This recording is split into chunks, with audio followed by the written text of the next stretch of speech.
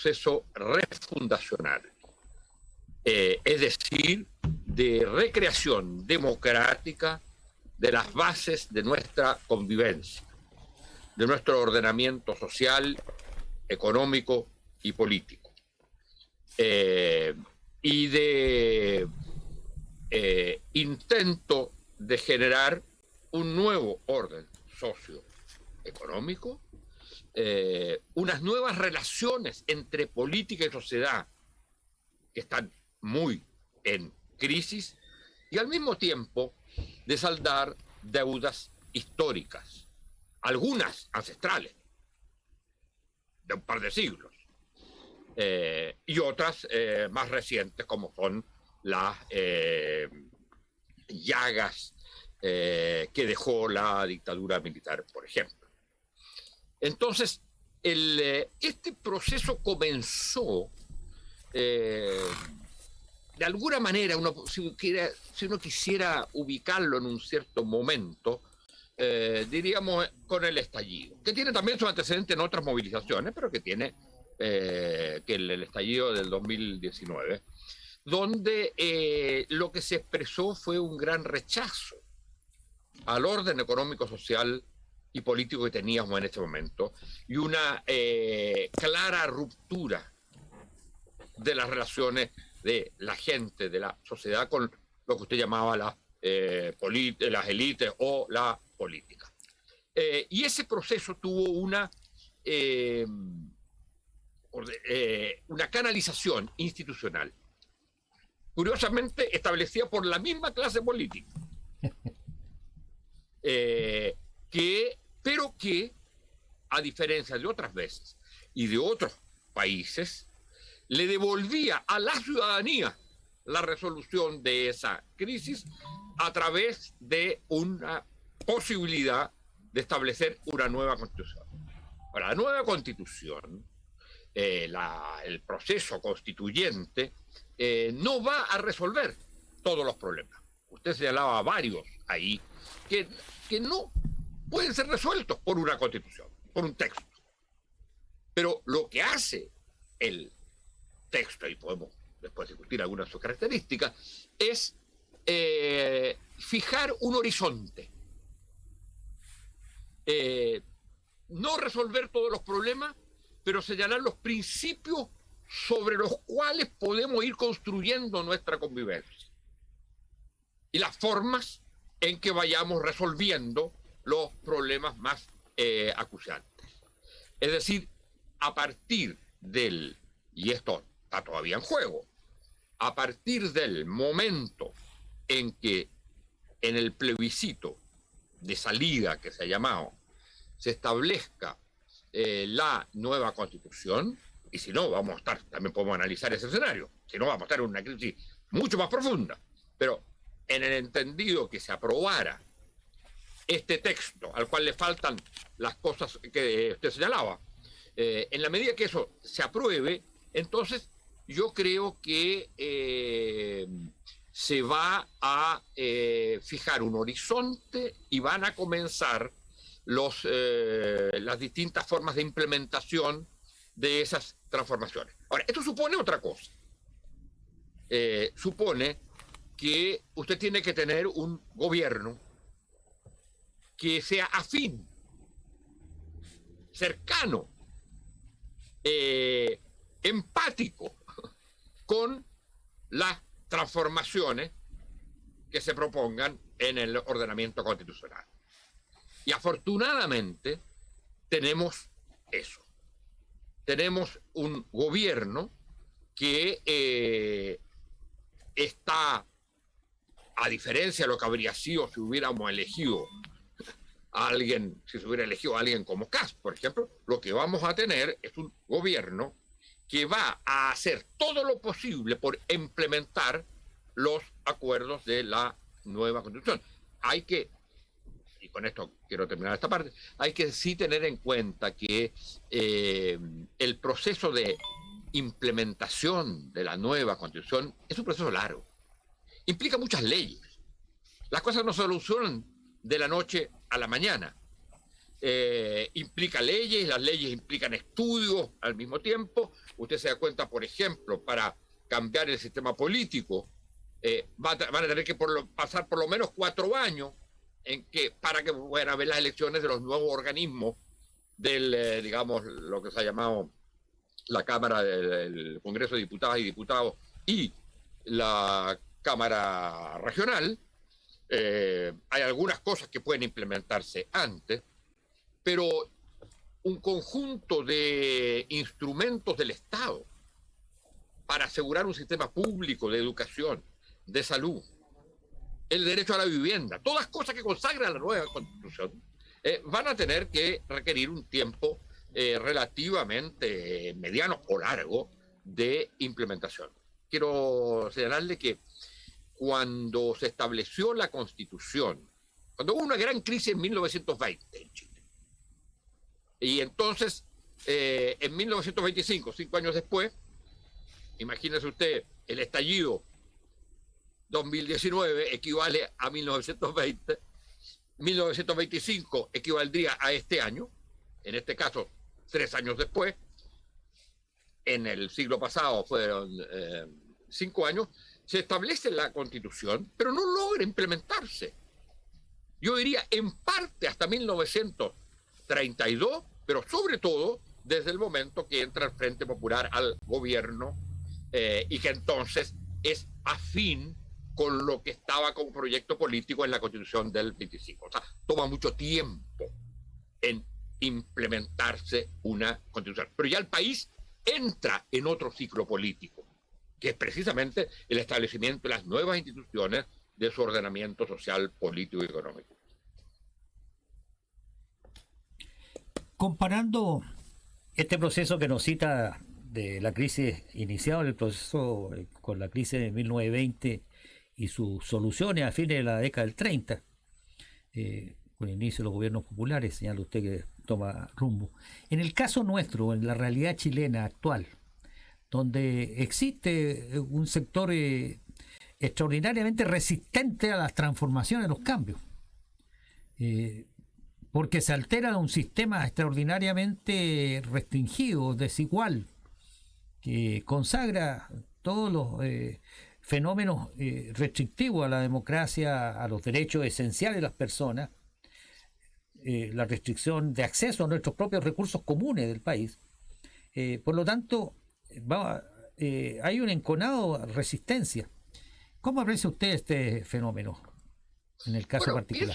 Piensa usted que en el caso que estábamos hablando histórico, no solo hubo resistencia, hubo golpes militares, hubo una dictadura que impidió la implementación de la Constitución en 1925, cuando fue aprobada, pero fue aprobada no ni elaborada por la ciudadanía, sino por una comisión, y ahí se instaló, pero esto no pudo implementarse sino hasta muchos años después. O sea, es normal que hayan resistencias.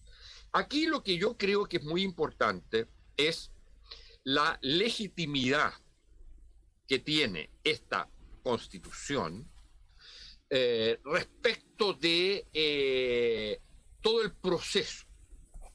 Es un proceso inédito. El haberla, si es que se llega a ganar en el plebiscito, pero el haberla construido después de un año de elaboración por parte de realmente una asamblea constituyente, llámele convención constitucional, pero eso no importa, de una convención que fue elegida con una amplia mayoría de los sectores que estaban por el cambio, por una nueva constitución, sectores muy disímiles, que no estaban organizados, gran parte de ellos, en partidos políticos. Y entonces el mundo que se expresó en la convención fue un mundo muy pro transformaciones y cambios. Ahora, si usted piensa esa composición, que además es paritaria, con escaños reservados.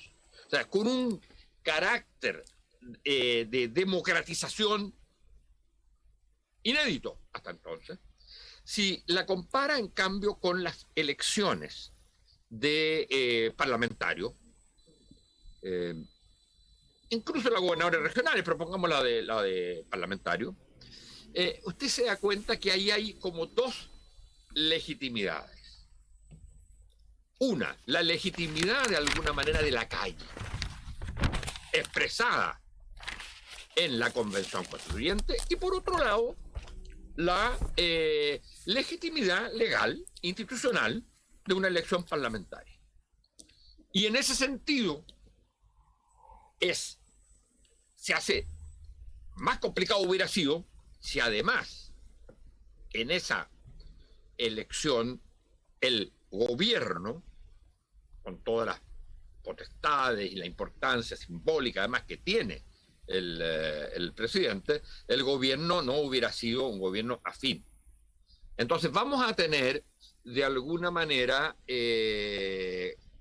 quizás dificultades en la implementación, porque el Parlamento que va a tener que hacer las leyes no es un Parlamento que esté enteramente de acuerdo con los principios acordados en la Constitución. Sin embargo, tiene claro que no puede hacer cosas distintas.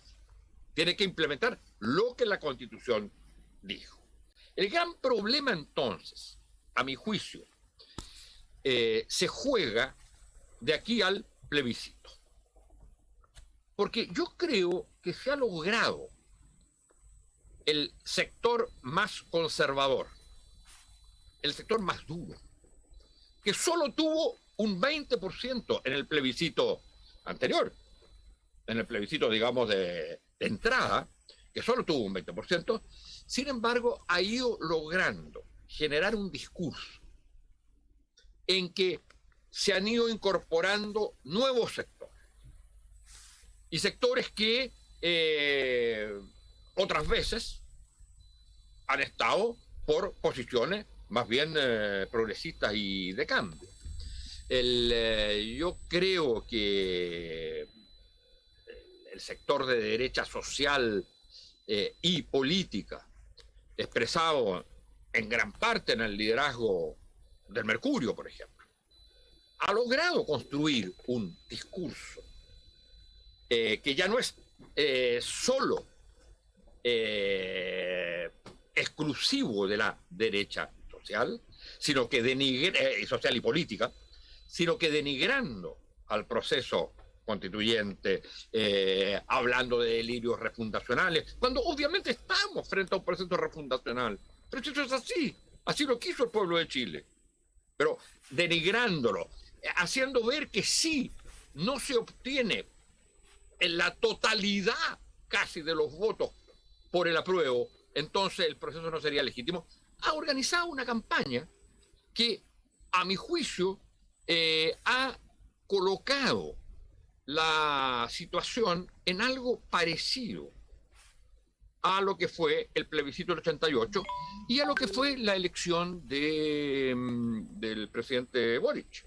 Es decir, yo creo que la gente que va a estar en contra, y esto que no sabemos, pero no sabemos qué va a pasar con la gente que nunca ha votado hasta ahora, puesto que el voto va a ser obligatorio. Pero uno de los problemas que enfrentamos es que la gente que va a estar en contra, porque ha sido llamado y convocada por la derecha y porque tiene, digamos, un electorado, la derecha tiene un electorado relativamente conquistado, que es un 44%.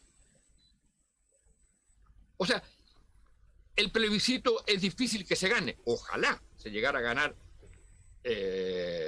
como es impensable, yo creo que se vuelve a ganar por 80%. Pero lo importante es que aquí estamos en presencia de una situación semejante al plebiscito 88 y semejante al de la elección. Fíjese el parecido enorme que hay entre el plebiscito del 88, entre el sí y el no, para decirle no a la dictadura, y la elección del presidente. Kast, que representaba lo más cercano a Pinochet, obtuvo 44,1. Boric, que expresaba lo más, por ser una propuesta de gobierno de izquierda, que expresaba lo más cercano a lo que fue el mundo derrotado y avasallado por el golpe militar, pero que logró una alianza amplia, obtuvo el 55,9. Lo mismo, los mismos porcentajes del plebiscito del 88. Entonces yo creo que ese es el clivaje fundamental de la sociedad chilena, el que se generó el día del bombardeo a La Moneda, que se han ido acumulando otros. Se han ido acumulando muchos otros clivajes, fracturas de la sociedad. Estamos en presencia de una sociedad desgarrada, fragmentada, que ya no tiene el cemento político que tenía antes, en que la sociedad se expresaba a través de partidos. Entonces, lo que tenemos es una nueva definición de esta sociedad frente al dilema fundamental: un orden social y económico implantado por la dictadura y, por supuesto, corregido y mejorado en muchos aspectos por los gobiernos de la llamada de la concertación o de la llamada transición, y por otro lado el mundo que se opone a eso. Entonces estamos en un enfrentamiento de nuevo dicotómico: el mundo del statu quo y el mundo transformador. Y entonces el plebiscito, a mi juicio, hay que pensarlo en esos términos. El plebiscito es por la Constitución que reemplaza a la que impuso Pinochet, que luego fue modificada, digamos, y con muchos componentes democráticos muy importantes, pero que mantiene el orden económico social. Y, por otro lado,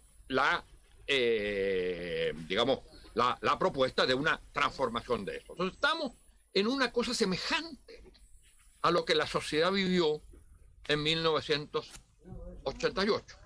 Y si no, si alguien piensa por lo contrario, explíquenme cómo los porcentajes de la última elección, que era también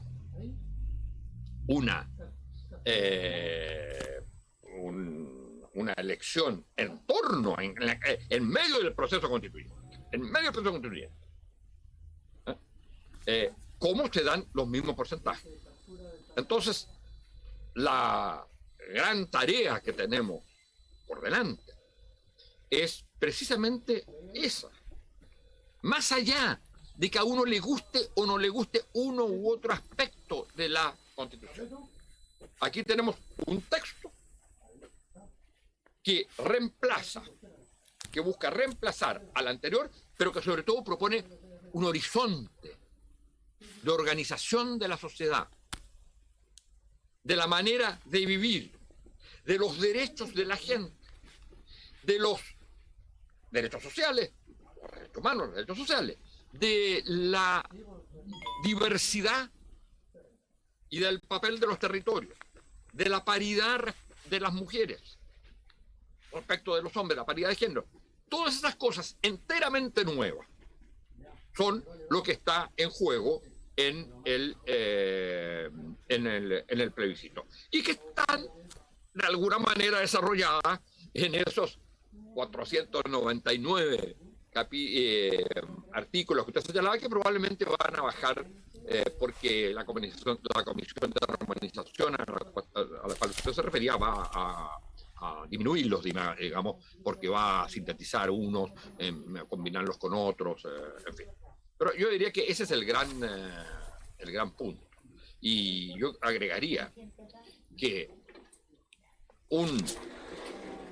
una derrota del apruebo de este borrador, de este texto, en el plebiscito, significaría profundizar la crisis de la sociedad chilena a niveles inconmensurables, que hacen muy difícil pensar cómo se podría salir de ella. Difícil panorama en esa alternativa, profesor. ¿Cómo se explica la votación, que fue bastante importante, del 80% de aprobar la idea de una nueva constitución y de conformar el organismo que la iba a trabajar, versus el 20% que la rechazaba? Comparado con esta cifra que nos traía a colación del 44,1 y el 55,9 de Kass Boric y del sí y el no del 1988. Bueno, porque yo creo que lo que estaba en juego ahí era era entender que se había producido una crisis que no tendría ninguna salida democrático-institucional si no se acordaba la posibilidad de cambiar la Constitución. Otra cosa es que después muchos sectores dirán, bueno, ya, dijimos apruebo, se obtiene que la crisis del estallido adquiera legitimidad institucional, es decir, que se canalice. Ahora después veremos cómo votamos. Pero en ese momento, haber rechazado la posibilidad de una nueva constitución habría significado una profundización de la crisis mucho mayor que la del estallido. Porque lo que estaba presente era, y eso es lo que yo insisto, era una nueva legitimidad, que ya no era la legitimidad de las instituciones que no habían pasado a ser ilegítimas, pero que estaban en crisis de legitimidad. Entonces, la posibilidad de darse una nueva institucionalidad que de alguna manera canalizaba lo que había ocurrido en las calles. Después, si eso se rechazaba, entonces era el caos. Eso sí que era el caos. Y entonces, mucha gente optó no porque quisiera realmente una nueva constitución que cambiara la vigente, sino como una manera de salir de la crisis en ese momento, que parecía un juego de suma cero, reservándose entonces la posibilidad posterior de oponerse o de proponer, incluso, como ha pasado con muchos, mantener la misma constitución actual.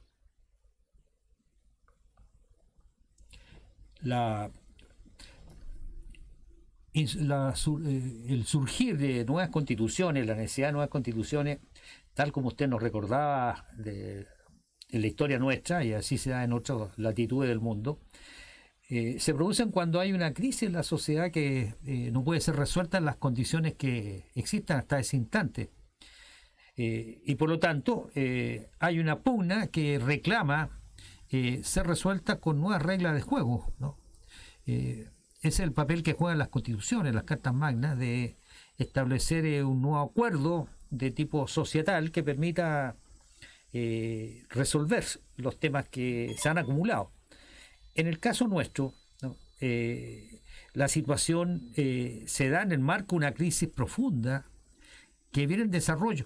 ¿Cuáles son los factores que, a su juicio, profesor, están incidiendo principalmente en la necesidad de los cambios, porque también hay sectores que eran tradicionalmente el área conservadora del país, que avienen de que es necesario aprobar una nueva constitución.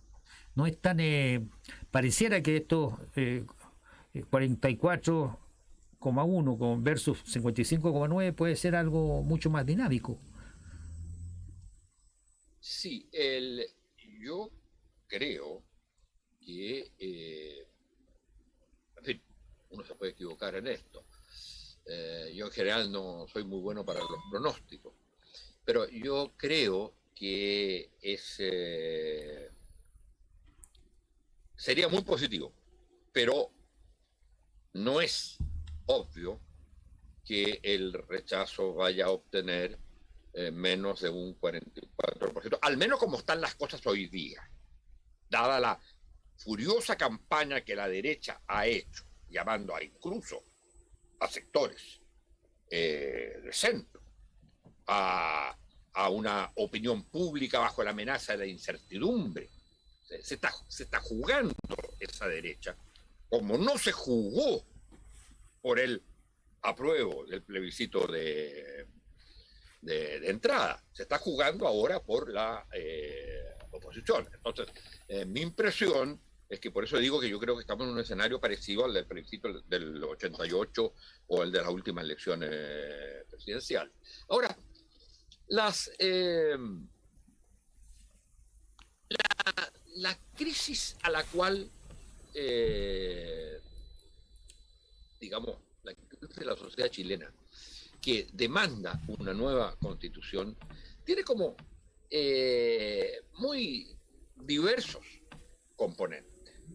De alguna manera cristaliza esa crisis en el estallido, se expresa, se manifiesta en el estallido y en el rechazo en general a la política.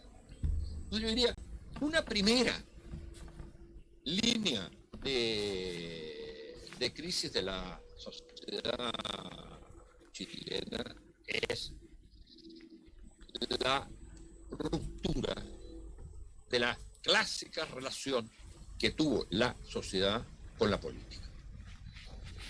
A diferencia de otros países, sobre todo de América Latina, este es un país en que el sistema de partidos fue representativo de la sociedad. Si uno decía Partido Comunista o Partido Socialista, decía clase obrera. Decía, ya más avanzado, campesinado. Sectores empobrecidos de clase media.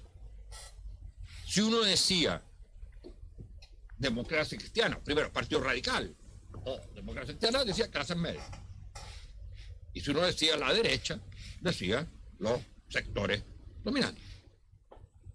Es decir, había una relación entre la sociedad y la política. Y de hecho, los proyectos históricos de la sociedad chilena, desde los 30 para adelante, provinieron todos del sistema de partidos. Fueron los partidos del Frente Popular los que inventaron el proceso de industrialización a través del gobierno de Pedro Aguirre Cerda, la creación de la Corfo. Fue el Partido Demócrata Cristiano el que en su gobierno realizó el proyecto de reforma agraria e integración de los sectores populares urbanos. Fueron los partidos de izquierda los que inventaron y propusieron al país la vía chilena al socialismo. Fue los partidos de izquierda y de centro los que organizaron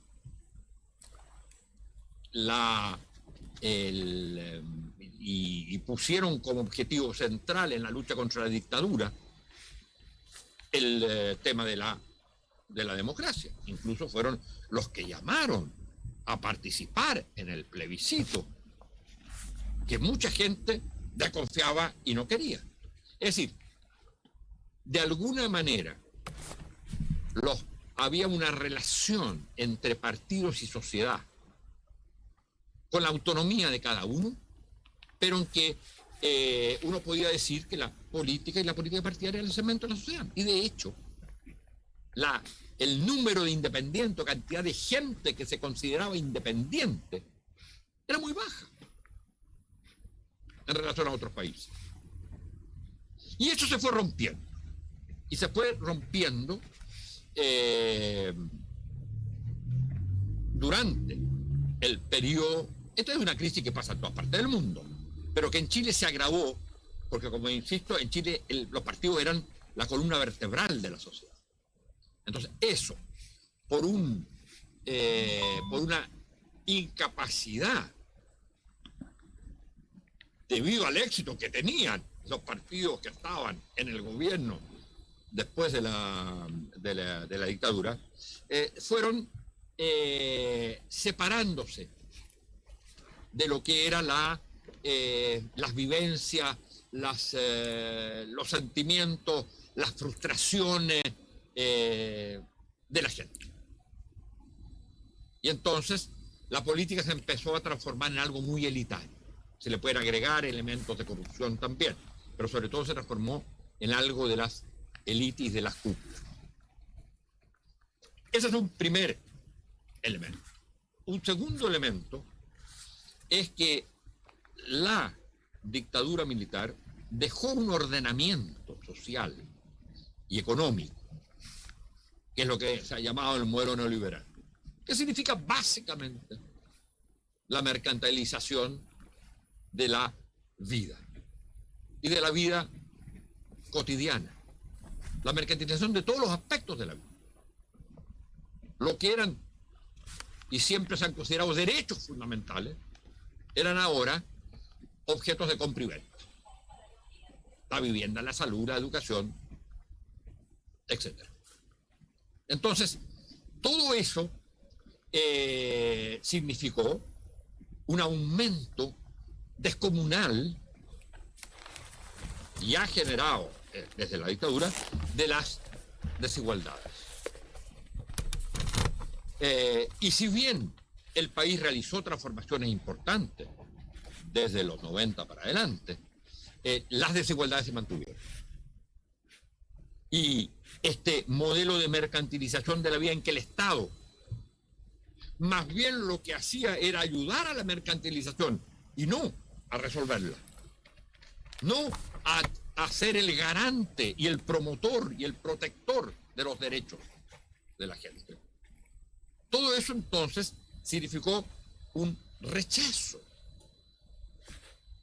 ya no solo a la política, sino a lo que era las instituciones, a lo que eran las propuestas y lo que se hacía en materia de educación, de salud, etcétera. O sea, un rechazo de ese ordenamiento. Y entonces yo creo que eso es también un elemento fundamental de la crisis.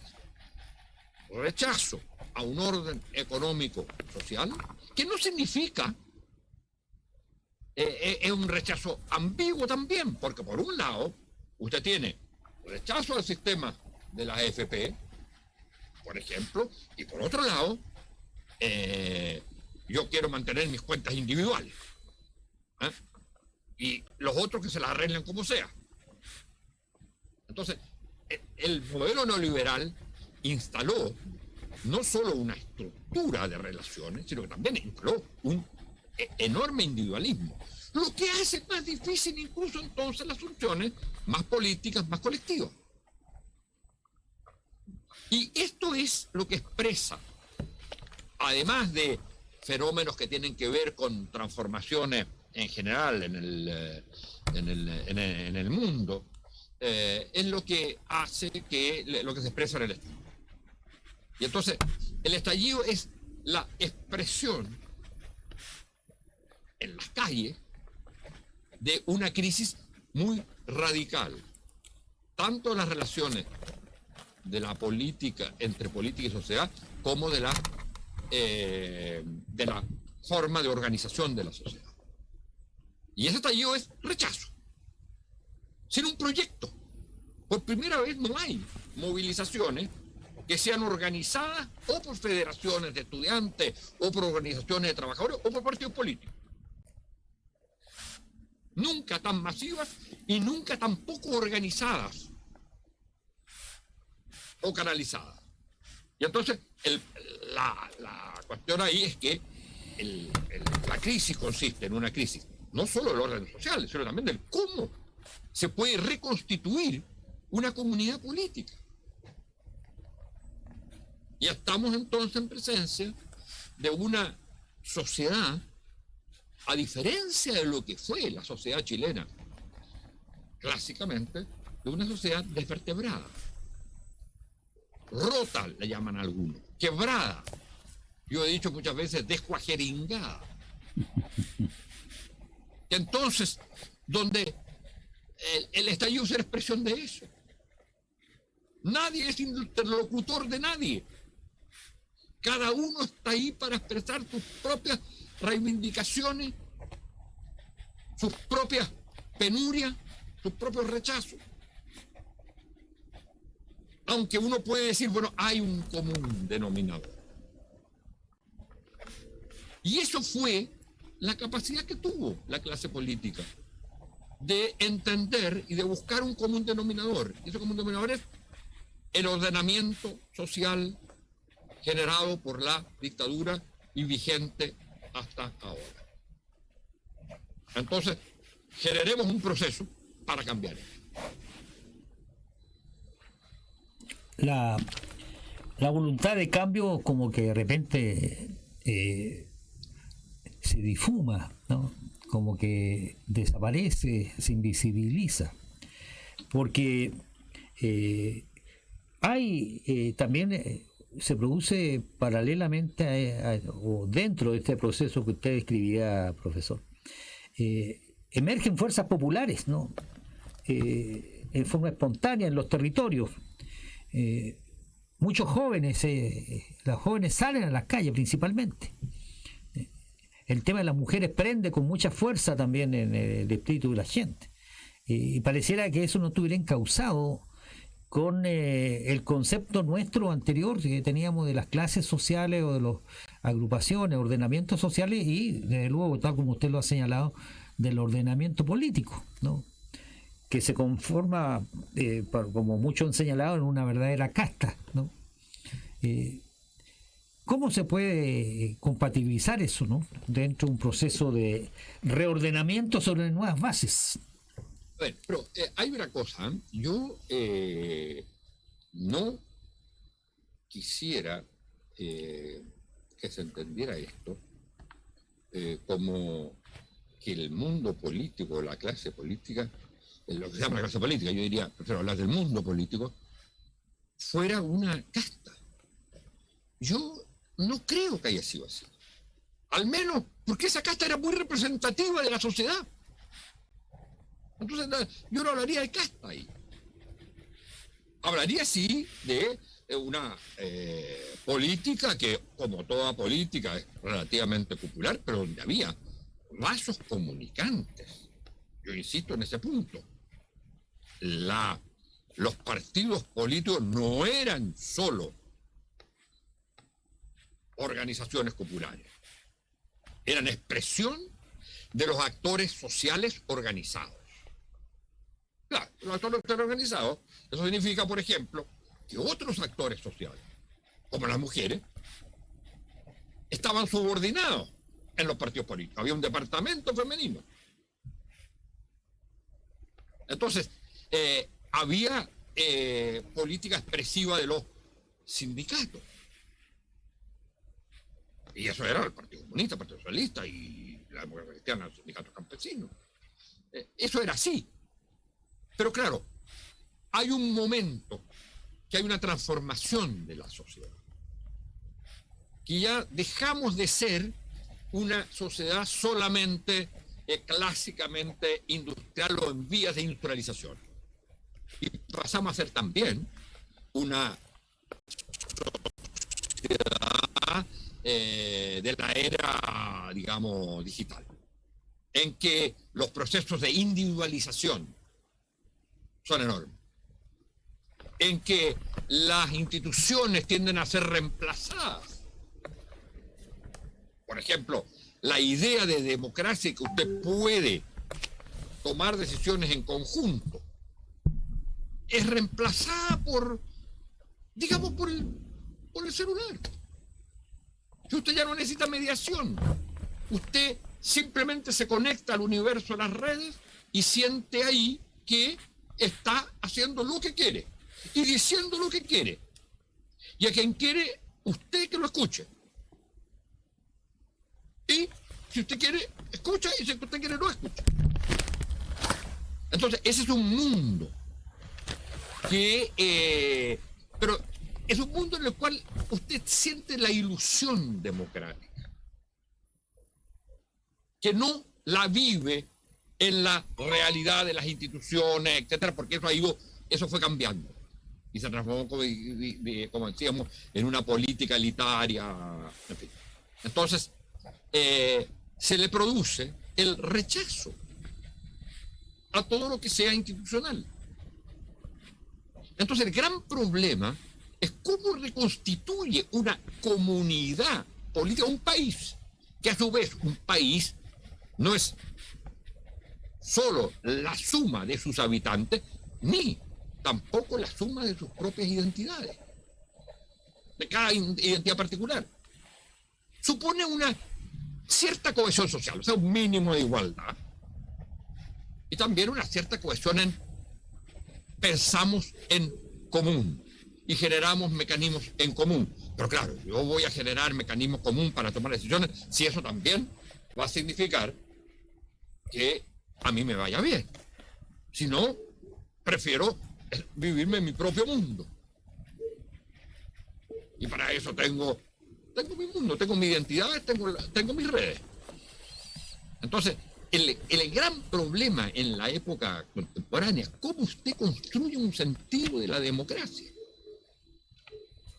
que al mismo tiempo dé cuenta de la enorme diversidad, y para eso el instrumento de los partidos políticos, que fue fundamental en otra época, hoy día pareciera revelarse como insuficiente.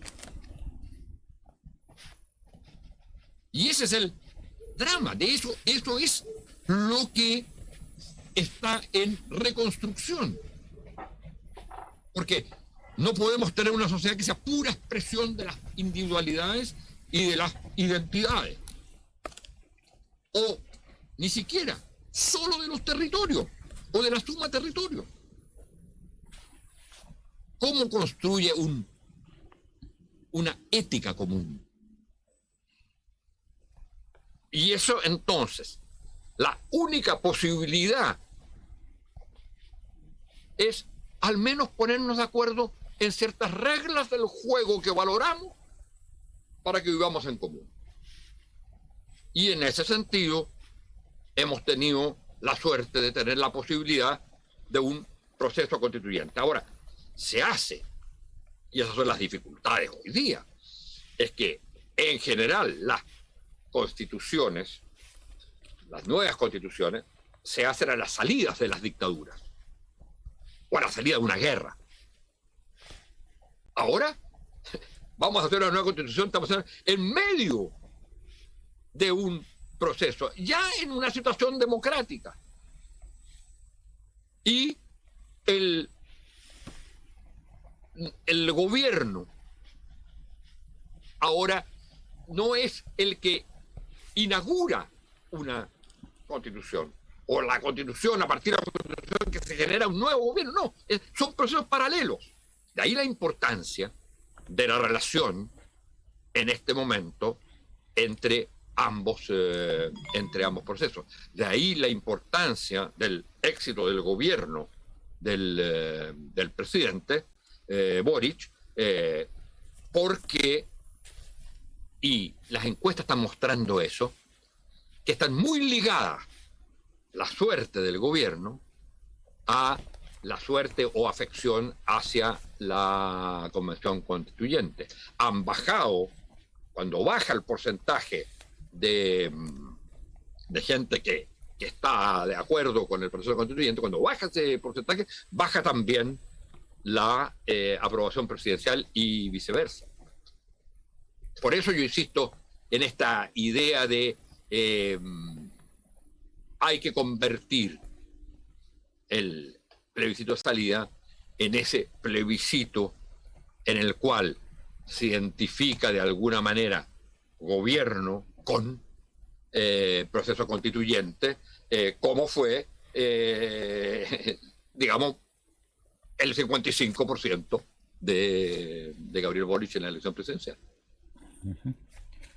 La situación que vivimos es muy parecida a la que viven en otros países, no solamente en nuestro continente, sino del mundo. El modelo instalando una manera de vivir mercantilizada, ¿no? De relaciones de compraventa, como usted describía, se instala en gran parte de la humanidad, ¿no? En los distintos continentes. Y eso es lo que a veces está empujando también un cambio de época, ¿no? La contemporaneidad está en proceso de transformación.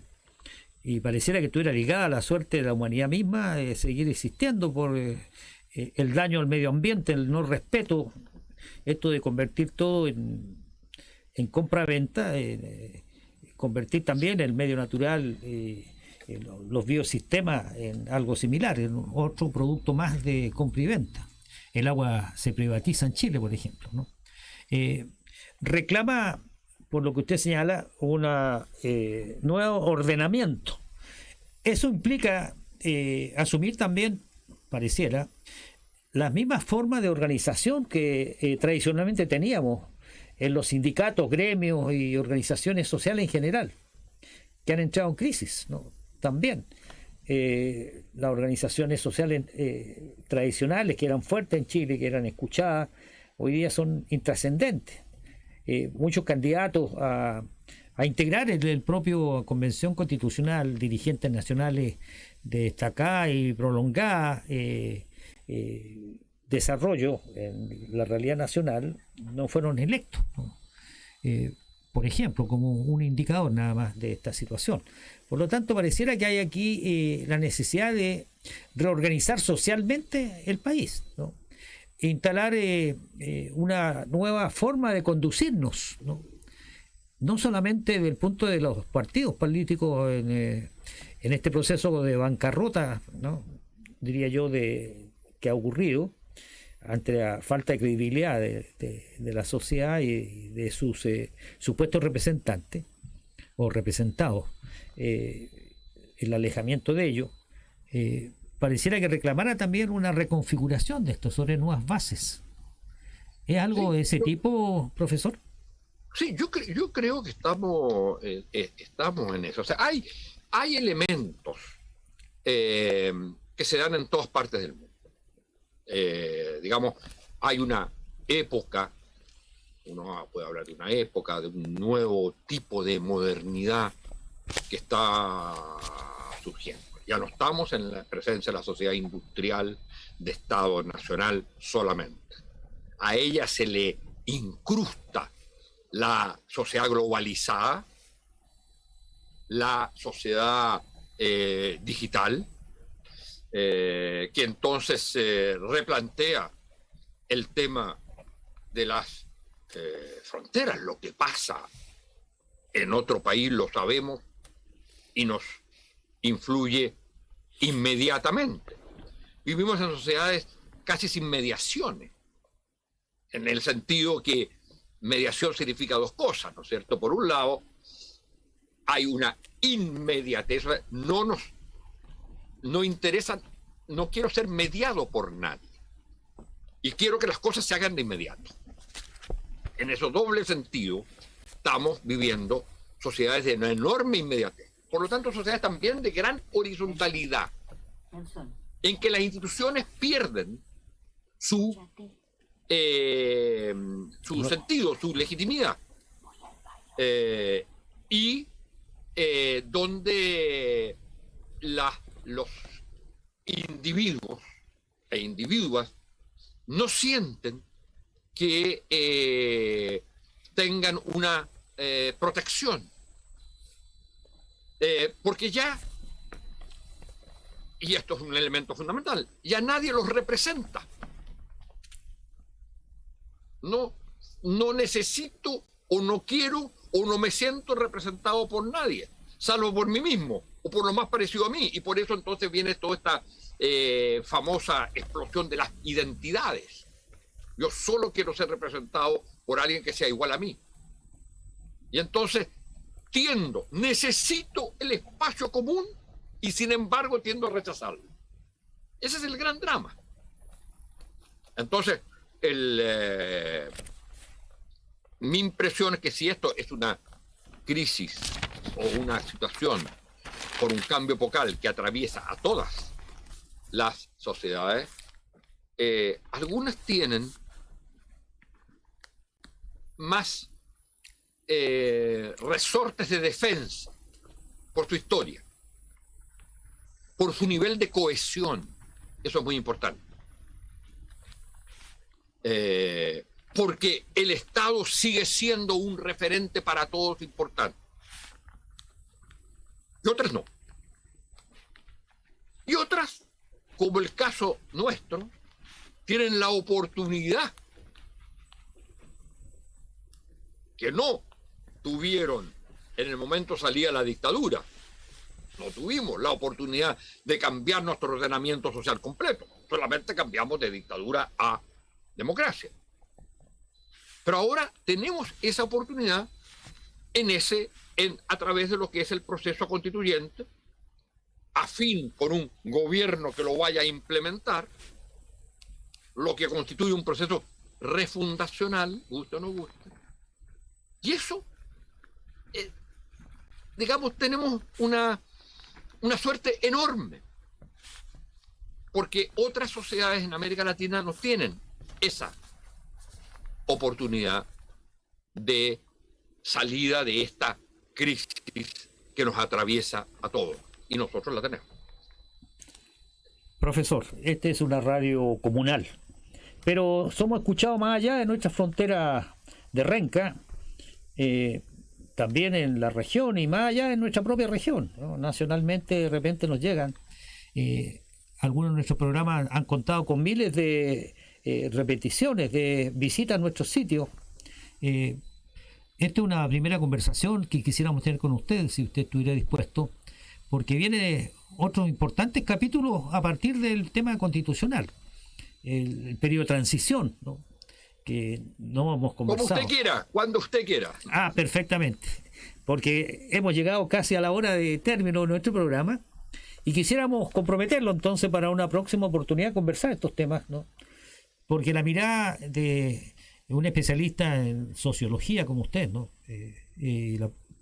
Politólogo, ensayista que ha estado pensando estos temas, ¿no? Madurando estos temas, son bastante importantes. También vamos a invitar a quienes nos puedan dar la dimensión histórica, como la mirada también de los economistas respecto a todas estas transformaciones, porque la Constitución nueva trae temas y fueron muy discutidos, debatidos, como por ejemplo el rescate, la renacionalización de los recursos nuestros, el cobre, que Allende, en el gobierno Allende se logró poner de acuerdo a toda la sociedad en eso, pero esta vez parece que no ocurrió. Y pesó más otras consideraciones que el deseo patriótico de recuperar recursos que son de todos para todos, ¿no? Sin por eso evitar pensar de que pudieran haber áreas compartidas con sectores privados en estos temas estratégicos. Por lo tanto, pero fíjese quisiéramos... que hay una cosa que es importante, no se lograron ciertas cosas que todos hubiéramos querido que se lograran, por ejemplo, respecto al modelo económico, al papel del Estado, a los temas de recursos naturales, pero lo que se eliminan son los impedimentos para transformar eso. O sea, lo que vamos a tener es una constitución en la cual van a operar los mecanismos democráticos, por lo tanto, los juegos de mayorías y minorías. Es decir, no vamos a tener quórum supramayoritarios que impidan hacer las transformaciones. No va a haber tribunal constitucional que lo impida hacer. es un avance enorme. Y de eso está bastante desesperada la derecha, porque dice, ¿cómo es posible que las cosas queden entregadas a la propia ley y no tengan resguardo constitucional? Bueno, lo importante es que a los privilegios y beneficios de unos pocos se les quitaron los resguardos constitucionales. Y será entonces la mayoría las que lo decidan. Y eso yo creo que es muy positivo. Don Manuel Antonio Garretón Merino, queremos agradecer su presencia en esta emisión de Renca Contigo, Radio Comunal de Renca, que he escuchado recientemente. Todo esto que hemos estado conversando son oídos por los habitantes de nuestra comuna, pero también por gente más allá, porque estamos por impulsar el pensamiento crítico, autónomo, pero también la necesidad de coaligar, de volver nuevamente a llegar en comunidades esto, porque el papel de los territorios es fundamental en todo esto, que fue un tema, ahora me doy cuenta, pendiente en esta conversación, ¿no? Me hubiera gustado conocer su opinión respecto al rol de los territorios en todo este proceso de reconstrucción de país, de refundación de la nueva república. Le queremos agradecer su presencia, profesor. Bueno, muchas gracias a ustedes y a todos los y las habitantes de Renca.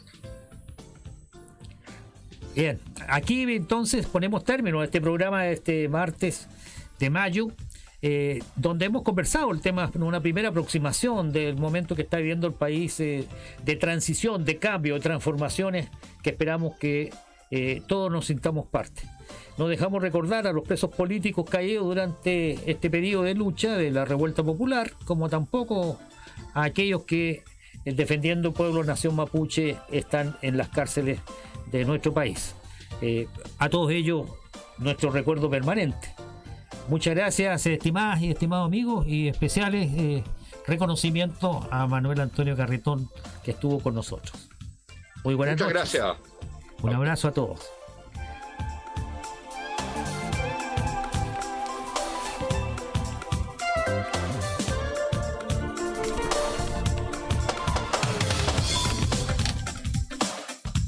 Finaliza tu programa No Más. Te esperamos el próximo martes desde las 19 horas en www.rencacontigoweb.com.